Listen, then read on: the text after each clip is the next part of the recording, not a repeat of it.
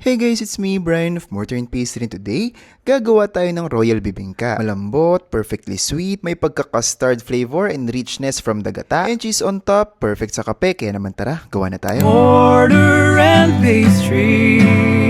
Sa isang bowl, whisk together 4 large eggs, 1/3 cup sugar, half teaspoon vanilla, and half teaspoon ng salt. Add 1 can ng 360 ml of evaporated milk at haluin para matunaw yung asukal. Add 1 can ng condensed milk pero nag-reserve na tayo dyan ng 3 tablespoons pang brush natin sa ibabaw mamaya. Then, add na rin natin 1.5 cups ng purong gata and 1/4 cup ng melted butter. Lastly, add tayo ng 4 cups ng glutinous rice flour. In 2 additions, mixing in between para mas madali nating mahalo. 2 cups muna, then once incorporated, the remaining 2 cups at haluin until maging smooth. Kung may buo-buo pa rin, let it sit for a while, then whisk again until smooth, or pwede nyo ring salain yung mixture. Prepare naman natin yung ating muffin tin, brush natin all around with softened butter para madaling matanggal mamaya after baking. Mas prefer ko yung ganito over using liners kasi mas masarap kapag medyo brown-brown yung edges. Fill about 3/4 full and bake at 180°C for 15 minutes. While baking, combine 3 tablespoons nung nireserve nating condensed milk, 1 egg yolk, and 1/8 cup ng purong gata. Ito yung gagamitin nating pang brush sa ibabaw. After 15 minutes, pull them out from the oven and brush them generously nung ginawa nating condensed milk mixture. Lastly, top them with grated processed filled cheese. Then bake again for another 15 to 20 minutes or until maging golden brown yung ibabaw. Medyo puffy pa sila right after baking. Then magpa-flatten once completely cool. Ang sarap nito kung mahilig din kayo sa gata at malagkit ay siguradong magugustuhan nyo rin to. One of my classic favorites, and that's it. Enjoy your homemade Royal Bibingka.